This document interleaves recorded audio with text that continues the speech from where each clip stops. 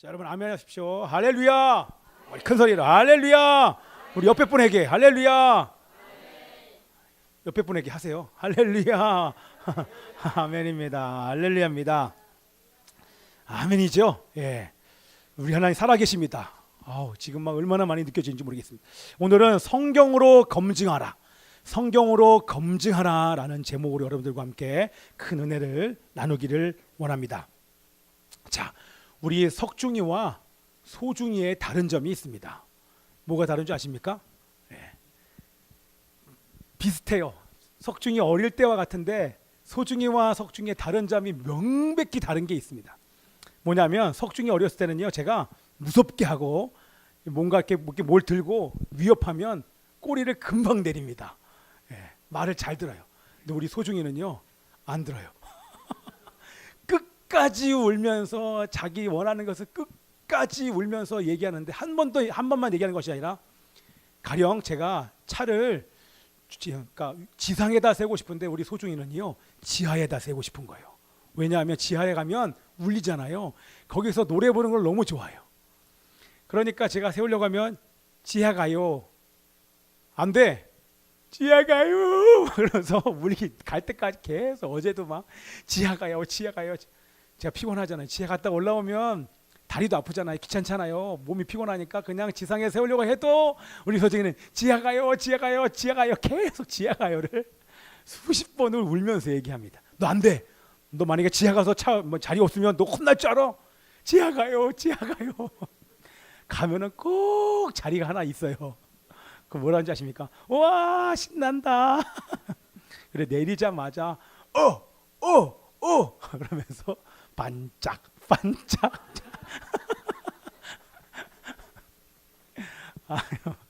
요즘 하나 더 늘었어요. 이번에 제주도 가가지고 식당에 갔는데 소중이가 내가 뭐냐면 자기가 기도하겠다는 거예요. 그러면 하나님 아버지 이렇게 하는 게 아니라 날마다 우리 이거를 꼭 해야 되는 거예요. 사람들 많은데, 야, 솔직히 하지 마. 내가 막 우는 거예요. 결국 걔는 하는데 지혜로워요. 작게 날마다 우리에게 괜히 걱정을 했어요. 다른 점은 포기하지 않. 제가 무슨 얘기 하려는지 모르시겠죠? 전도를 포기하지 않는 사람이 있었는데 그 사람 이름이 바울이라는 사람이 있습니다. 이 얘기하려다가, 여러분, 바울이 힘들어도 이 전도를 포기하지 못하는 이유가 있습니다. 포기할 수 없는 이유가 바울에게 있어. 왜 그럴까요? 왜요? 제가 지금 질문한 겁니다. 왜 바울이 전도를 포기할 수 없을까요? 왜냐하면 바울은 다메섹 도상에서 하나님의 엄청난 놀라운 찾아오시는, 포기하지 않는 변함없는 그분의 사랑을 만났기 때문입니다. 아멘이죠? 그리고 가는 곳곳마다 유대인들이 얼마나 우리 바울을 죽이려고 합니까? 돌로 쳐 죽이려고 할 뿐만 아니라 실제 돌을 들어서 바울을 죽였지 않습니까? 그런데도 유대인들을 향하여 복음을 증거하는 것을 포기하지 않는 그 이유가 뭡니까? 하나님이 저 영혼들을, 나의 동족들을 얼마나 사랑하시는지를 느꼈기 때문에 우리 바울은 포기할 수 없었던 것입니다. 자, 그래서 우리 바울과 일행이, 여러분 기억하시죠? 바울과 일행이, 우리 봐야죠. 바울과 일행이 여기 보면 여기처럼 크죠? 자, 여러분들 눈 안 좋으신 분들 어르신 때문에 이제 구입했어요. 데살로니가 전략적인, 유럽 전도의 전략적인 지역인 데살로니가 수도에 가서 복음을 증거합니다. 그렇죠? 도착하자마자 복음 전략이 뭡니까? 바울의 복음 전도 전략은 다른 것이 아니라 회당에 먼저 들어가 유대인에게 하나님의 마음을 알기 때문에 유대인들에게 복음을 증거합니다. 그렇죠? 그리고 그 유대인들에게 뭐라고 얘기하냐면, 여러분들이 그토록 기다렸던 그 메시아가 바로 예수 그리스도이십니다 라고 유대인들에게 증거하기 시작합니다. 자, 그런데 이 소식을 들은, 이 복음을 들은 자들마다 바울과 실라가 증거한 이 복음을 듣고 수많은 믿는 자들이, 귀족서부터 노인과 아이들에 이르기까지 수많은 사람들이 이 바울과 실라를 따르자 그거에 대한 시기심을 느낀 이 유대인의 무리들이 조직폭력배를 동원하여서 바울과 실라를 잡으려고 합니다. 그렇죠? 잡으려고 야손이라는 사람들의 집에 가서 뒤져봤더니 이미 이 사실을 안 이 주인이 이 둘을 잘 숨겨놨어요. 그렇죠? 하나님의 은혜로 이 둘이 보호를 받습니다. 그런데 더 이상 시간을 지체하면 유대인들에게 발각이 되면 그러면 위험할 수 있기 때문에 데살로니가의 성도들은 이 둘을 밤중에 몰래, 사람의 눈에 띄지 않는 밤중에 몰래 이들을 다른 안전한 곳으로 피신시킵니다. 그 피신시킨 곳이 어디입니까? 여기 나온 것처럼 베레아, 데살로니가서부터 한 80km, 80km 떨어져 있는 이 베레아 지역에 이 데살로니가 성도들이 피신을 시킨 것입니다. 이곳에 도착하자마자 바울과 실라가 제일 먼저 한 게 뭡니까? 오늘 본문에 나왔죠. 제일 먼저 한 게 회당에 들어가서 유대인들을 향하여 복음을 증거하는 것입니다. 자, 그런데 이 데살로니가 성도들이 바울과 실라를 베레아에 보낸 이유에 대해서 우리 1절이 말을 하고 있습니다. 그 이유를 함께 읽어보기를 원합니다. 17장 10절 말씀, 1절이 아니라 10절 말씀 함께 10절 말씀 읽습니다. 시작. 밤에 형제들이 곧 바울과 실라를 베레아로 보내니 그들이 이르러 유대인의 회당에 들어가. 11절. 베레아에 있는 사람들은 데살로니가에 있는 사람들보다 더 너그러워서 간절한 마음으로 말씀을 받고 이것이 그러한가 하여 날마다 성경을 상고하므로. 자, 우리 데살로니가 성도들이 이 바울과 실라를 베레아에 보낸 이유가 여기 나와 있습니다. 뭐 때문에 보냈습니까? 베레아 사람들의 성품 때문에 그런 것입니다. 여기 표현이 데살로니가 사람들보다 더 너그럽다. 예전 성경의 표현은 더 신사적이다 이렇게 나와 있잖아요. 더 너그럽다 이렇게 표현을 하고 있습니다. 이 너그럽다라는 표현은 원어의 뜻을 빌어서 이것을 해석하면 더 너그럽다, 이것은 뭐냐면 베레아 사람들은 들을 줄 안다 이렇게 보시면 됩니다. 누군가 나에게 얘기를 하면 편견과 선입관을 가지고 듣는 것이 아니라 그냥 그 사람 말하는 그런 의도대로 그냥 받아들이는, 편견 없이 받아들이는 그런 마음이 너그러운 사람들이었다는 것입니다. 어떤 사람은 뭔가 얘기를 하면 무조건 싸우려는 사람 있잖아요. 논쟁하려고 듣는 사람, 그리고 그들의 약점을 잡으려고 듣는 사람, 많은 사람들이 있지만 이 베레아 사람들은 신사적이어서 마음이 너그러워서 바울이 선포하는 그 메시지, 복음, 예수에 관계된 것을 들으면 잘 편견 없이 받아들일 것을 아니까 마찰이 없이 복음을 받아들일 것을 알고, 그래서 베레아의 데살로니가 성도들이 보낸 것입니다. 자, 그런데 그들의 모습을 보면 사실 이 말씀이 가장 중요한데 우리 11절이 가장 중요하죠. 그들의 모습을 보면 우리 나와 있는 것처럼 너그러워서 간절한 마음으로 말씀을 받았다 이렇게 나옵니다. 이것도 원어의 의미를 보면서 이것을 해석하면 여러분 어떤 것이 간절한 마음으로 말씀을 받는 것입니까? 자, 이 말씀을 통해서 여러분들의 자신과 삶을 한번 비춰봐야 됩니다. 간절한 마음으로 말씀을 받았다. 그것은 뭐냐면 여기 보세요. 이것은 열심을 다하다 그런 뜻이 여기 원어 안에 포함이 됐어요. 지금 복음을 증거하는 바울의 이 선포에 모든 열심을 다하여, 모든 열정을 다하여 배우려는 마음으로 지금 말씀을 받고 있는 것입니다. 쉽게 얘기하면 아멘으로 받은 것입니다. 아멘이죠? 네, 할렐루야. 아멘입니다. 자, 여러분 보세요. 예수 그리스도께서 구약에서 예언한 바로 그 메시아가 맞습니다. 성경대로 오신 하나님의 아들이 맞습니다. 그랬더니 이들이 처음 들어보는 거 아닙니까? 어떻게 저 예수가 사람이 어떻게 하나님의 아들이 될 수 있어? 저 사람이 어떻게 사람인데 메시아가 될 수 있어? 그거를 얼마든지 거부할 수 있지만 마음이 너그럽고 신사적이기 때문에 바울이 선포한 그 복음을 그냥 그대로 편견 없이 받아들인 것입니다. 아멘이죠? 예, 할렐루야. 여러분도 성품이 너그러워서 하나님의 말씀을 간절한 마음으로 받는 자임을 믿습니다. 그죠? 여러분들 너그럽잖아요. 네? 여러분 신사적이지 않습니까? 우리 교회는 그런 사람밖에 없지 않습니까? 할렐루야. 네, 콧바람이 지금 나요. 자, 여러분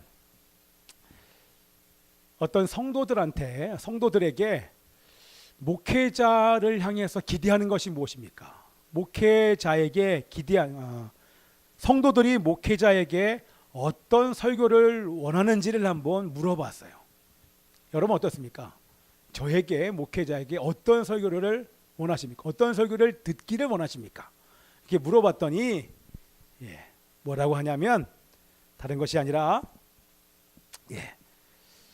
하나님께 받은 진짜 하나님의 말씀을 받고 싶어요 라고 대답을 했다고. 그러니까 목사님이 예화되는 거 그리고 뭔가 이 정치적인 얘기하는 거 이런 것이 아니라 오늘 이 본문을 통하여 하나님께서 우리에게 들려주신 하나님의 말씀, 그 받은 말씀, 하나님의 말씀 우리가 듣고 싶어요, 그런 얘기를 했다고 하더라고요.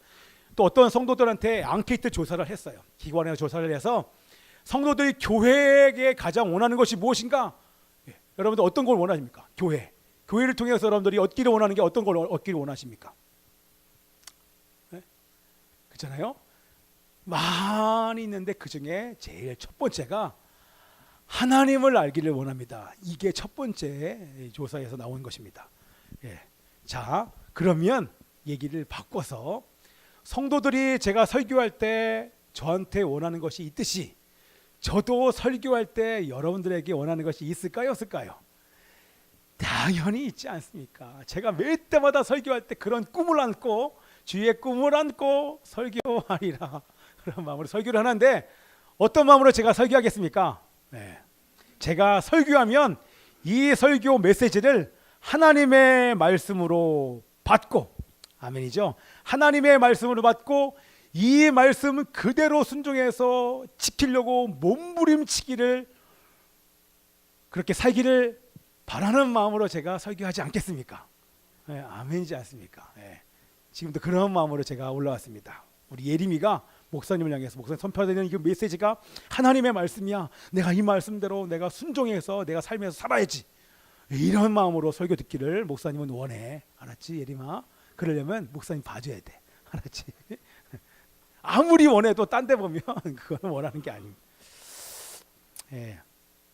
그 얘기는 뭡니까? 설교는 목회자에게만 책임 있는 것이 아니라 성도들에게도 책임이 있다는 것입니다. 아멘이죠. 자, 오늘 베레아 사람들을 보니까 이들이요 간절한 마음으로 사실 설교가 거의 끝났어요. 간절한 마음으로 말씀을 받았다. 뭡니까? 열정을 다하여 하나님의 말씀으로 열심을 다하여 본인이 배우려는 마음으로 열정적으로 지금 말씀을 듣고 있습니다. 그들의 눈이 어땠을까요? 안 봐도 뻔하지 않습니까? 그들의 눈이 바울이 전하는 그 메시지, 선포되는 그 메시지를 듣기를 원해서 바울을 쳐다보지 않는 사람이 단 한 사람도 없다는 것입니다. 아멘이죠? 다 열정적으로 막 쳐다보고 있습니다. 지금 여러분들 저를 보는 것처럼. 할렐루야. 눈을 감고 계신 분이. 거기에서 끝나지 않고 이 베레아 사람들이 잘하는 게 뭐냐면 날마다 성경을 상고한다는 얘기가 나옵니다. 여러분, 상고한다는 얘기가 뭡니까? 이 상고한다는 얘기는요 두 가지 뜻이 있는데 자세히 조사하다, 채를 쳐서 가려내다 이런 뜻이 있습니다. 여러분, 보석 상인이 돌멩이와 보석을 걸러내기 위한 그런 작업, 또한 농부들이 채를 가지고 껍데기와 알곡을 가려내듯이 바울이 전한 복음을 받아들였지만 일단 받아들였어요.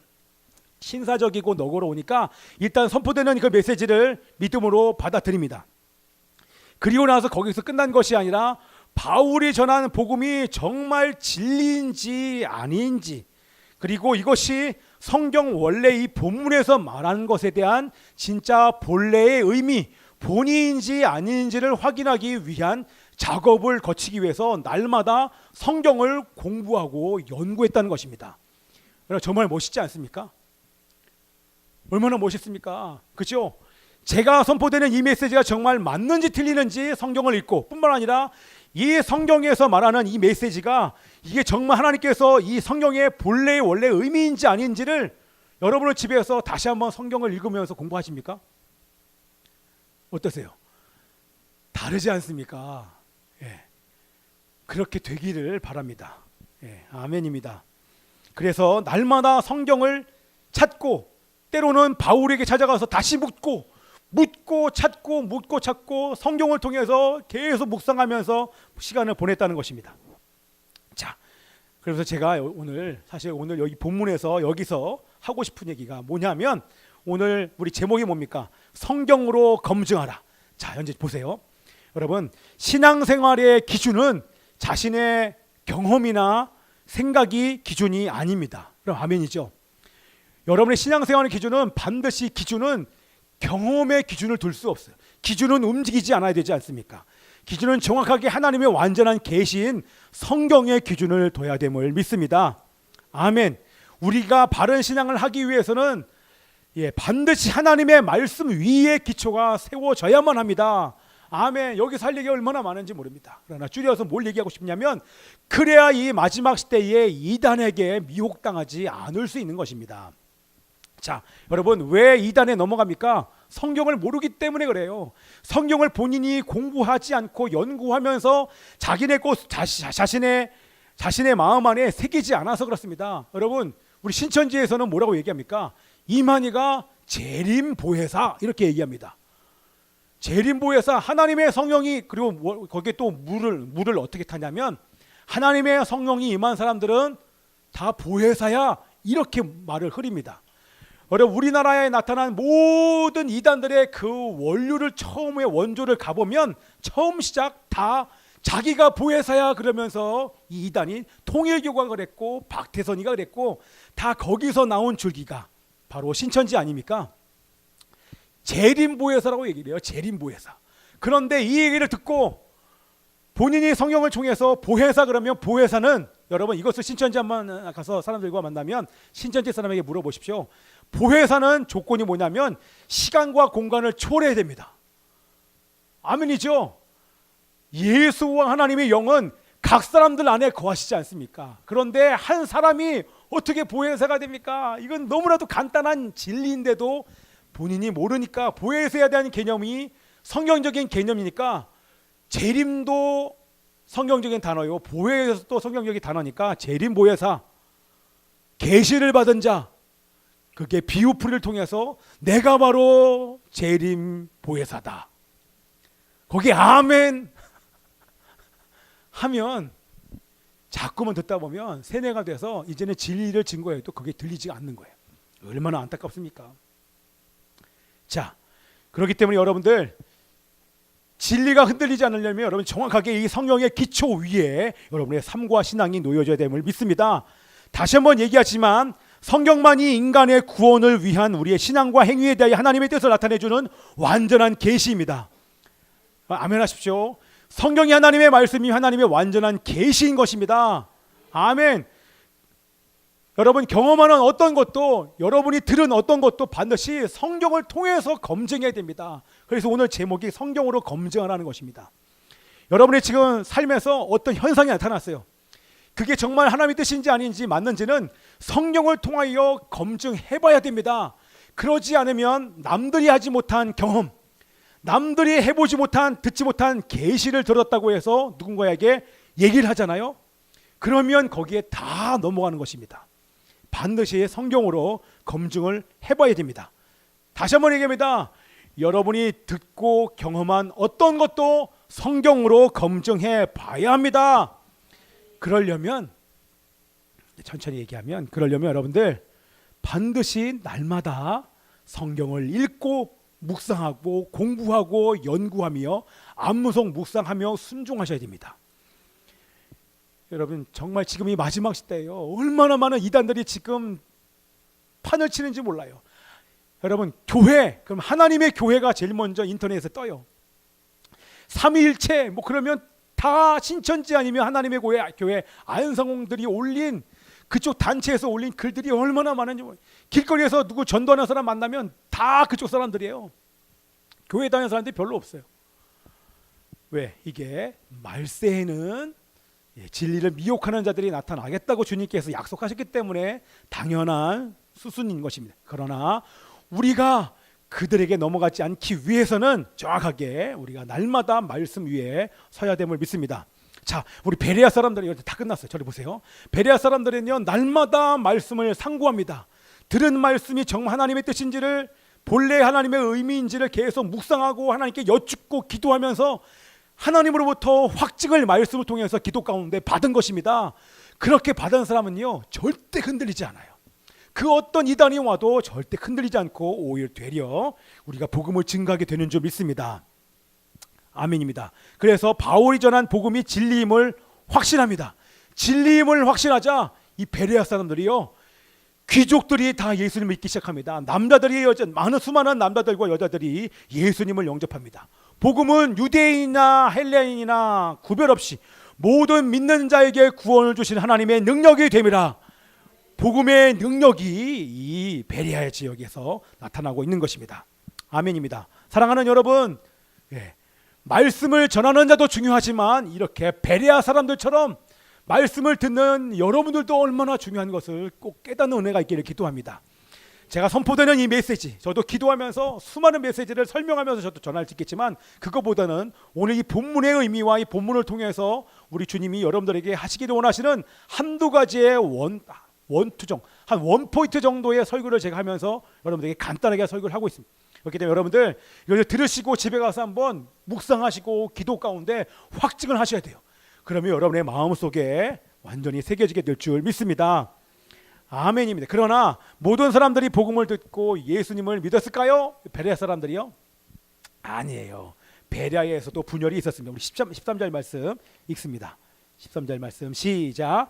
데살로니가에 있는 유대인들은 바울이 하나님의 말씀을 베레아에서도 전하는 줄을 알고 거기도 가서 무리를 움직여 소동하게 하거늘. 여러분 정말 대단하지 않습니까?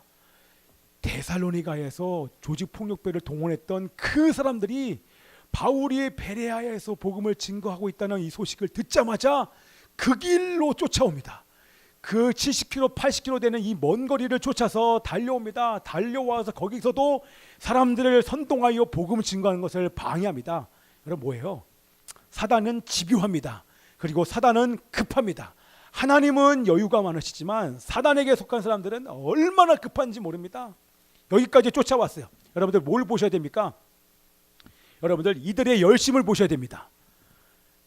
이들의 열심만으로 보면 여러분 정말 멋있지 않습니까? 그렇죠? 먼 거리를 마다하지 않고 달려와서 방해하는 그들의 열심은 배울만 하지만 여러분 보세요. 하나님의 말씀 위에 서 있지 않으면 하나님을 대적하는 것에 열심을 낼 수밖에 없게 되는 것입니다. 이게 미혹당하는 거예요. 우리는 하나님께 열심을 내야 됩니다. 성경님을 따라 말씀과 기도의 삶을 사는 일에 우리가 열심을 내면 우리는 하나님의 일에 대해서 열심을 낼 수 있게 되는 줄 믿습니다. 아멘입니다. 자, 여러분들 이들이 왜 이런 열정을 가졌을까요? 왜 열심을 냈을까요? 그냥 단순히 복음을 받아들이고 바울을 따르는 무리가 많기 때문에 시기심 때문에 여기까지 왔을까요? 여러분 시기심 때문에는 먼 나라 가서 복음을 증거하는 것을 방해하지 못해요. 시기심 때문만이 아니라 그것도 있겠지만 결정적인 이유는 사실은 유대인들의 신앙적인 것이 이유가 있는 것입니다. 신앙적인 이유 때문에 이렇게 열심을 해요. 왜요? 이렇게 내가 행동하는 것이 바로 하나님의 영광을 위한 일이야. 우리 옛날에 바울에도 그랬잖아요. 하나님의 영광을 위한 일이야. 왜? 바울이 전하는 이 복음이 지금 우리의 삶과 완전히 반대가 되는 것입니다. 왜요? 율법을 지킴으로 구원받는 것인데, 선행함으로 구원받는 것인데 바울은 뭐라고 얘기합니까? 아니야, 믿음으로 구원받는 거야. 그리고 사랑하면 율법을 다 이룬 거야.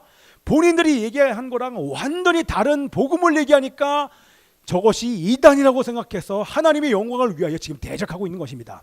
여러분 이해되시죠? 그래서 여기까지 쫓아온 거예요. 왜? 하나님의 영광이니까. 하나님의 영광에는요 지금도 유대인들 목숨 겁니다. 자, 그런데 성경 위에 서 있지 않으니까 이들의 열심이 하나님을 대적하게 된다는 것입니다. 여러분 지난주에 얘기했던 거 여러분 기억하시죠? 어떻게 하면 하나님의 뜻을 알 수 있습니까? 어떻게 하나님의 뜻을 알 수 있습니까? 물론 말씀이죠. 거룩함이 없이는 아무도 하나님을 볼 수 없느니라. 말씀과 기도로 거룩해질 수 있고 말씀과 기도의 삶을 사는 자만이 하나님의 뜻을 정확하게 이 마지막 시대에 분별할 수 있는 줄 믿습니다. 우리 베드로전서 1장 22절에는 뭐라고 나와요? 뭐라고 나옵니까?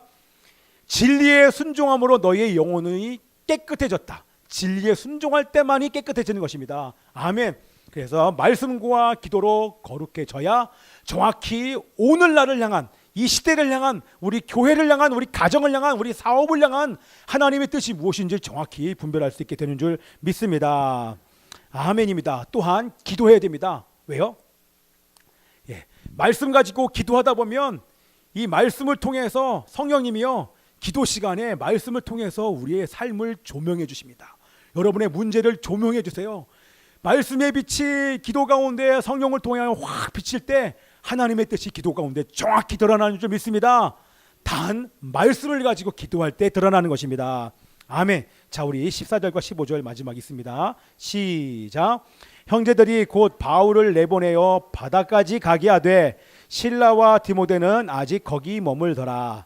바울을 인도하는 사람들이 그를 데리고 아덴까지 이르러 그에게서 실라와 디모데를 자기에게로 속히 오게 하라는 명령을 받고 떠나니라. 아멘. 복음 전파를 방해하니까 데살로니가로부터 쫓아온 유대인들이 복음 전파를 방해하니까 더 이상 베레아에 있을 수 없어요. 그래서 베레아의 성도들이 바울을 해변으로 피신시킵니다. 거기서 한 300km 정도 떨어진 아덴으로 배를 태워 같이 타고 가는 것입니다. 이쪽입니다. 여기죠. 여기서 300km를 그래서 이쪽 아덴에, 그럼 저 자세히 보이죠? 이 베레아에서 이렇게 아덴으로 300km를 배 타고 오게 된 것입니다. 왜요? 이렇게 피신해서 이 복음 전도 사역을 계속하게 하기 위한 방편으로 아덴으로 보낸 것입니다. 자, 이제 여러분 끝났어요. 저를 보십시오. 우리 반주도 좀 해주십시오. 여러분, 복음을 증거할 때 여러분 환영받을 수도 있어요. 그러나 배척과 핍박을 당할 수도 있습니다. 자, 이번 주에 여러분들 한번 복음을 증거해 보세요. 특별히 요즘 시대, 예전에는 제가요 선교단체에 있을 때 대학로에 가서 복음을 증거하고 길거리에 있는 사람들에게 복음을 증거하여 교회 다니십시오, 예수님 영접하십시오, 그러면 그 자리에서 울고 예수님을 받아들이는 사람들이 얼마나 많은지 모릅니다. 그냥 몇 마디 하지 않았는데도 그 자리에서 무릎을 꿇는 사람, 두 손을 모으는 사람, 우는 사람, 정말 많은 사람들이 교회로 왔어요.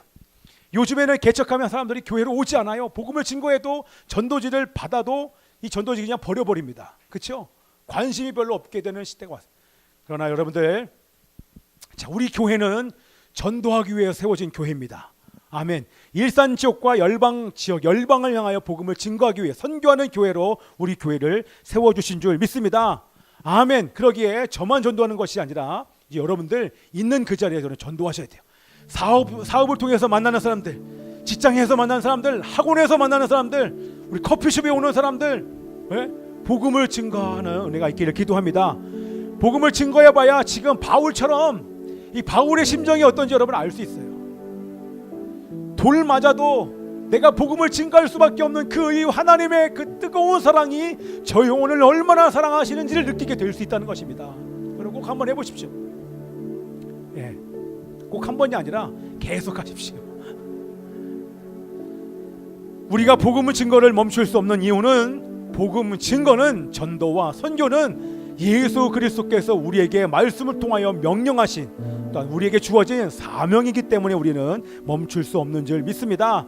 아멘입니다. 할렐루야. 베레아 성도처럼 우리 간절한 마음으로, 눈빛으로